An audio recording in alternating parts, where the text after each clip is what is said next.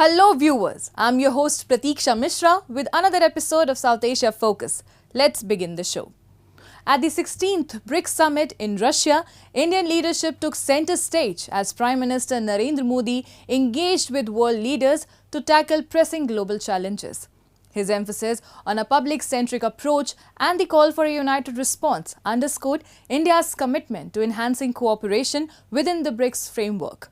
In a pivotal meeting with Chinese President Xi Jinping, PM Modi highlighted the importance of cultivating a peaceful and stable relationship, prioritizing mutual respect and the resolution of boundary issues. This proactive engagement showcases India's role as a key player in shaping a collaborative future. Take a look. The 16th BRICS Summit held in Kazan under Russia's chairmanship brought together leaders from Brazil, Russia, India, China and South Africa to address pressing global challenges. This year's summit was particularly significant as it welcomed 13 new partner countries, marking a notable expansion of the BRICS bloc. Indian Prime Minister Narendra Modi participated actively in the summit, engaging in productive discussions aimed at strengthening multilateralism, combating terrorism, fostering economic growth, and promoting sustainable development. His contributions were especially relevant given the current global landscape characterized by conflicts, climate change, and rising cyber threats. In his addresses during the summit, PM Modi emphasized the importance of a people-centric approach to tackle these multifaceted challenges. He called for a united response from BRICS nations to enhance cooperation and solidarity, ensuring that the concerns of the Global South are adequately addressed. Moreover, PM Modi also highlighted several key initiatives that reflect India's leadership within the BRICS framework. मुझे खुशी है कि 2021 में भारत की अध्यक्षता के दौरान प्रस्तावित ब्रिक्स स्टार्टअप फोरम इस वर्ष लॉन्च किया जाएगा। भारत द्वारा दिया गया रेलवे रिसर्च नेटवर्क का इनिशिएटिव भी ब्रिक्स देशों के बीच लॉजिस्टिक्स और सप्लाई चेन कनेक्टिविटी बढ़ाने में अहम भूमिका निभा रहा है। इस साल ब्रिक्स देशों में यूनिडो के साथ मिलकर इंडस्ट्री 4.0 के लिए स्किल्ड वर्कफोर्स तैयार करने पर बनी सहमति बहुत ही महत्वपूर्ण है। PM Modi's remarks at the BRICS Summit showcased India's proactive leadership in tackling global challenges through collaboration and innovation. His speech highlighted a comprehensive strategy that positions BRICS as a crucial entity in today's geopolitical landscape.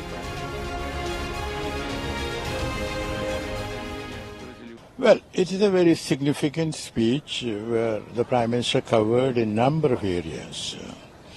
For example, he welcomed the expansion of BRICS. I mean, the new member states. But then he also said that, BRICS should expand. But then he made an interesting and important point that new members should be taken in based on the criteria earlier decided when they met in South Africa. And, very important point, he said that the views of the founding members should be respected.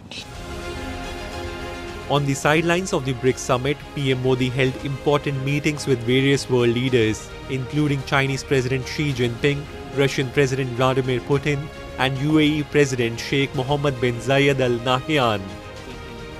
During his discussion with President Putin, PM Modi reaffirmed India's commitment to providing all possible assistance to help resolve the Russia-Ukraine crisis, emphasizing the need for diplomatic solutions. In his meeting with President Xi, PM Modi stressed the importance of fostering a peaceful and stable relationship between India and China. Both leaders agreed on the necessity of demonstrating maturity and mutual respect, while also addressing the significance of ensuring that differences over boundary issues do not disrupt peace and tranquility along the line of actual control. These engagements reflect India's active role in promoting dialogue and cooperation within the evolving global landscape.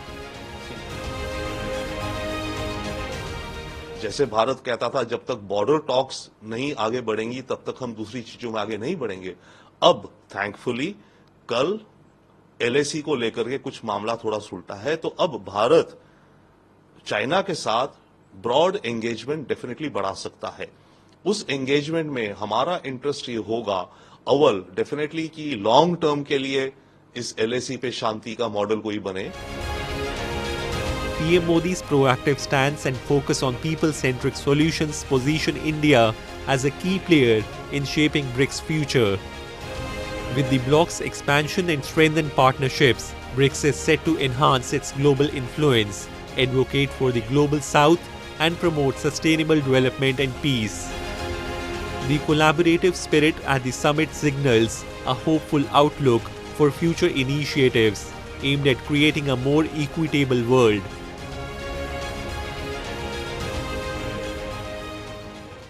Let's now move to Pakistan, where Baloch activists confronted police as they demanded justice and an end to the human rights violations.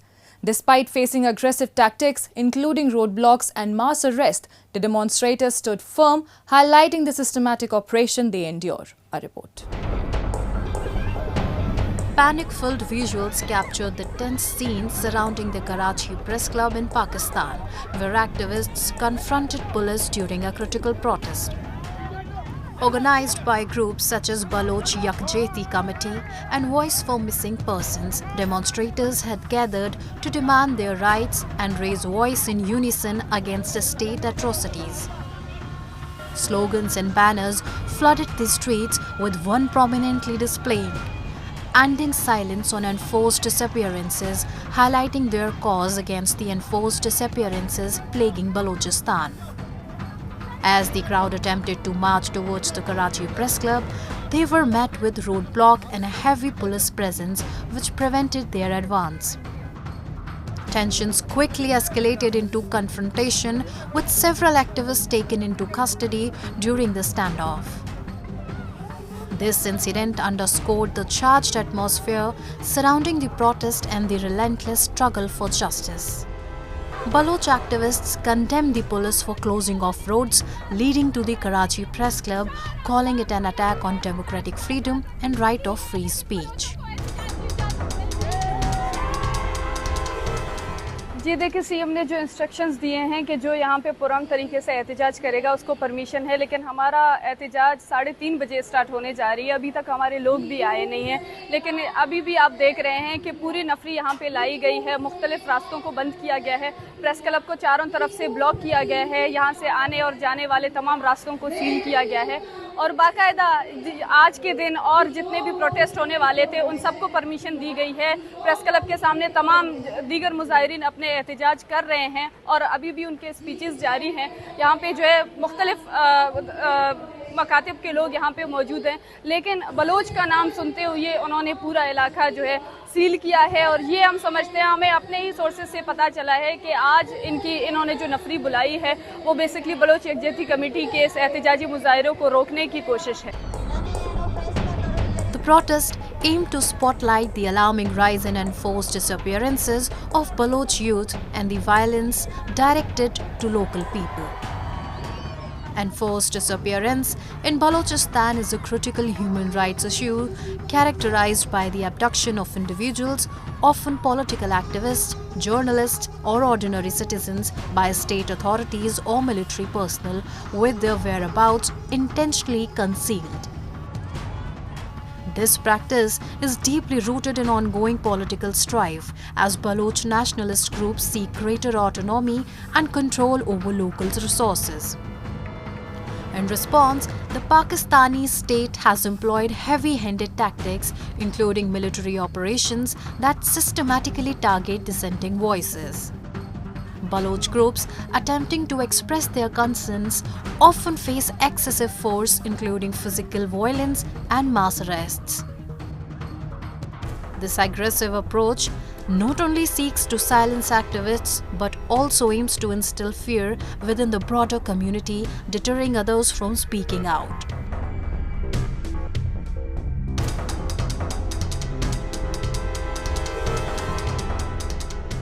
Bloch Yakjehti committee ने जो है 12 दिन की जो है वो call दी है एहतजाज की, जिसमें आज पहले दिन कराची में हम यहाँ पर एहतजाज करने आए थे, लेकिन यहाँ आकर हमें जो है मालूम हुआ कि प्रेस क्लब के भी तमाम रास्ते जो है रोके गए हैं और जो है हमें एहतजाज करने नहीं दिया जा रहा।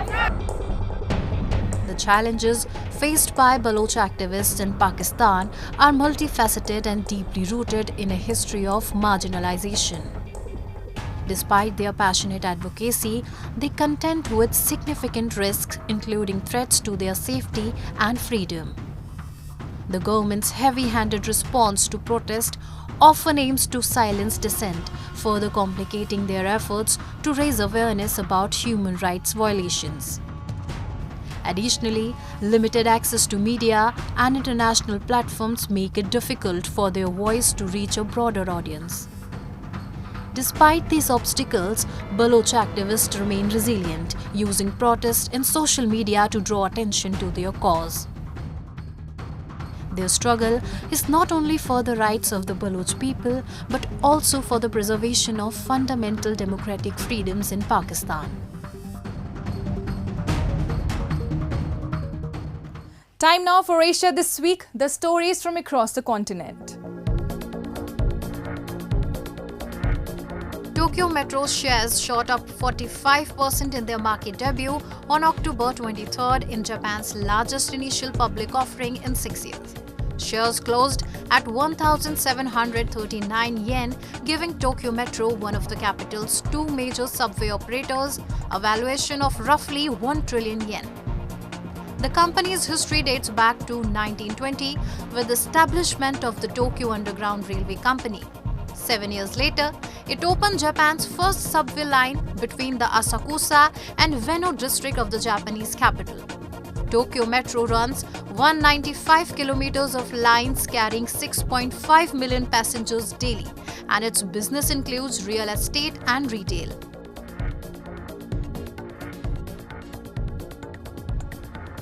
On October 23rd, Pakistan's eastern city Lahore topped the real-time list of the world's most polluted cities, registering an alarming air quality index of 291 around 10 am local time. The city was engulfed in dense smog, prompting concern among residents and officials alike. According to the Environment Protection Agency, pollution levels might have been even higher without the government's ongoing mitigation efforts. The Pakistan Meteorological Department has issued an advisory noting that foggy and smoggy conditions are typical from November to mid-December as the country transitions into winter. During these cooler months, air quality often worsens due to the temperature inversions, which traps pollution near the ground.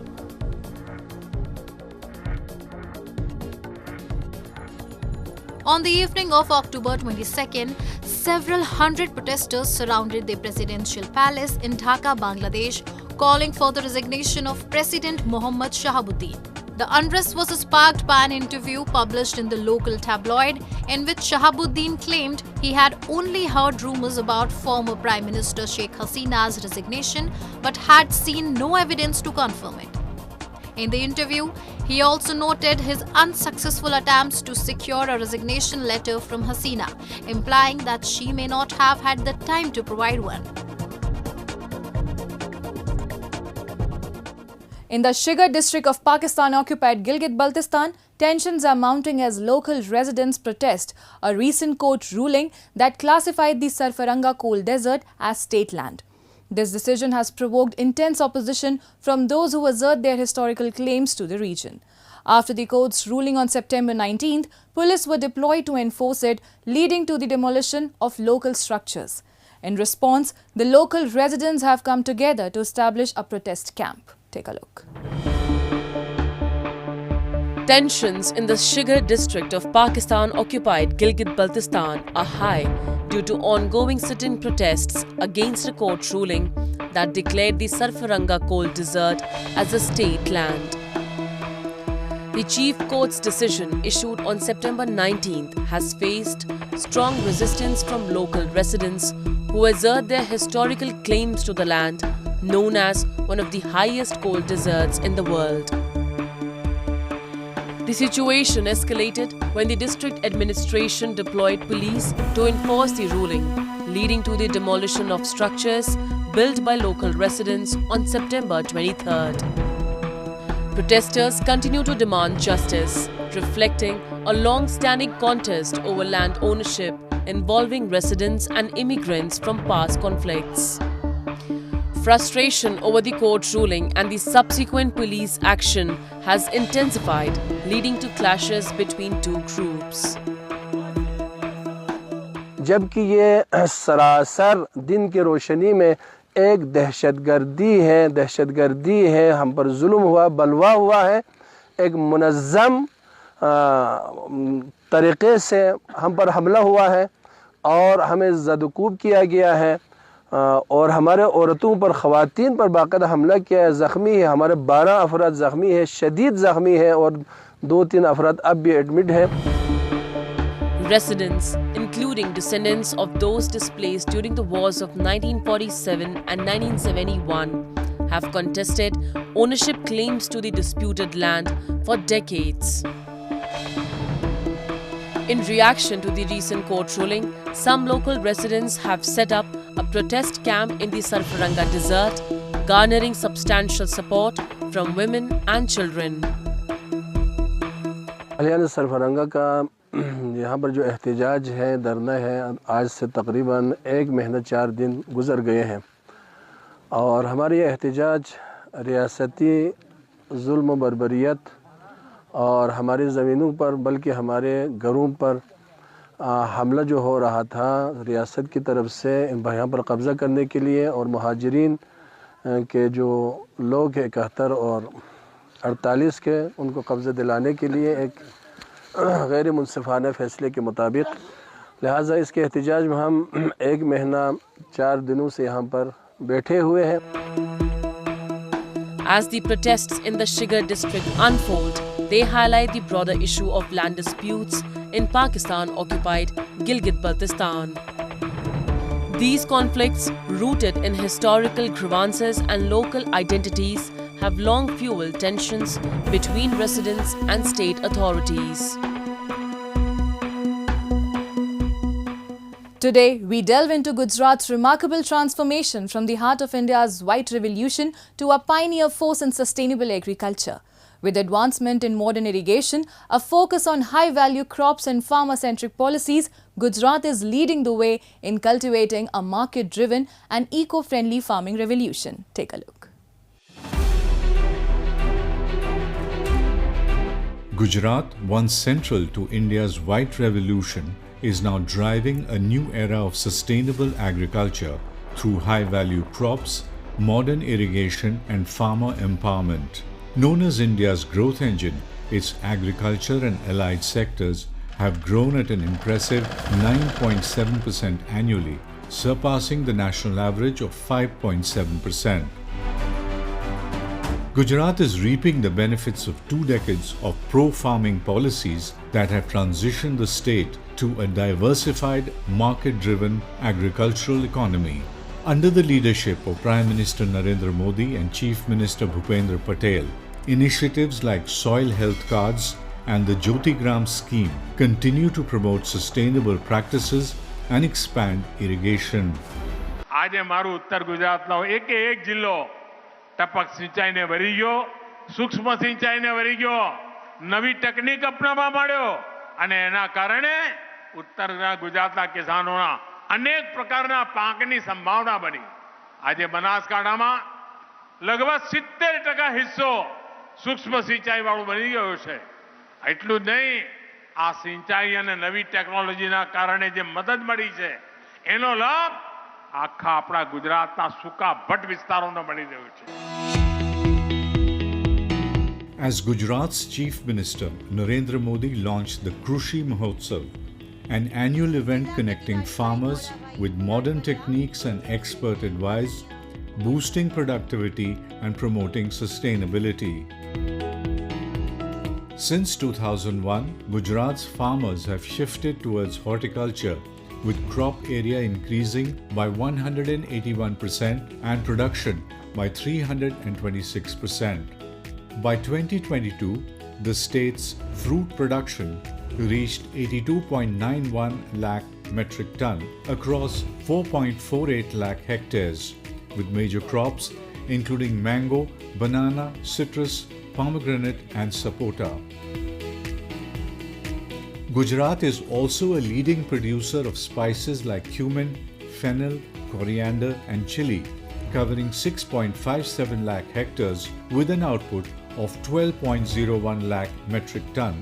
It is among the first states to implement the model APMC Act, enabling farmers to sell produce outside regulated markets. The government promotes high-value crops like dates and dragon fruit, kamalam, through subsidies and market support, improving farmers' livelihoods and fostering sustainable, profitable agriculture. Irrigation में जो टपक plan है, फव्वारा plan है सरकार की ओर से, जिसमें बहुत सारी 30%, 40% सब्सिडी मिल रही है, उससे किसान सब फ़ायदा भी उठा रहा है। इरिगेशन का पूरा मोदी सरकार ने जो स्कीम निकाली है बहुत बढ़िया किसान के लिए है, और साल में 6,000 रुपये अकाउंट में आते हैं छोटे खेड़ू के लिए, जो किस्तों में 2-2 हज़ार करके वो भी हमें मिल रहे हैं सब। The Gujarat government is also encouraging farmers to adopt natural farming techniques that reduce chemical use, improve soil health and boost biodiversity. It promotes traditional crops like millets, which are well suited to these methods, with the Dang district designated as a hub for natural farming.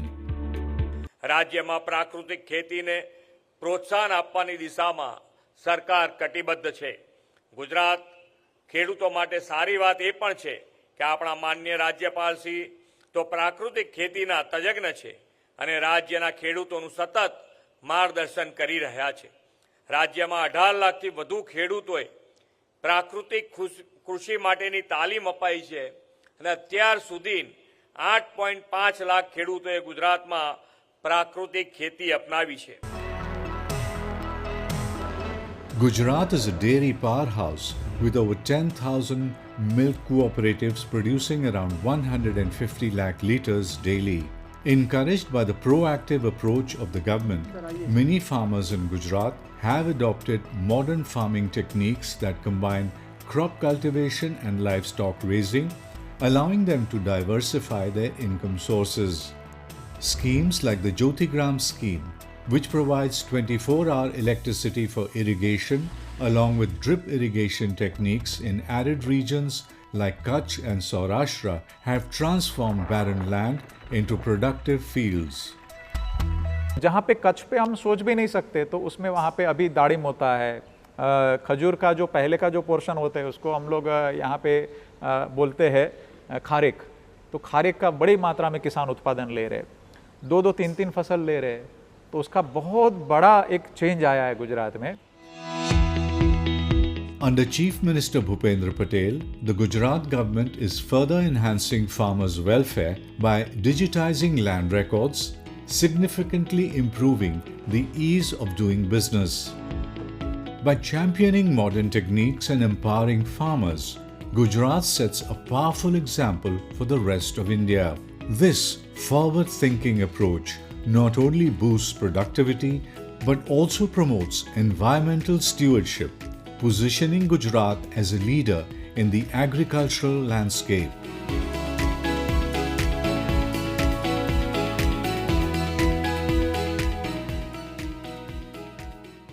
Gujarat is redefining the future of agriculture, setting a new standard for sustainability. And with that, we come to the end of this week's episode. See you next week. Goodbye and take care.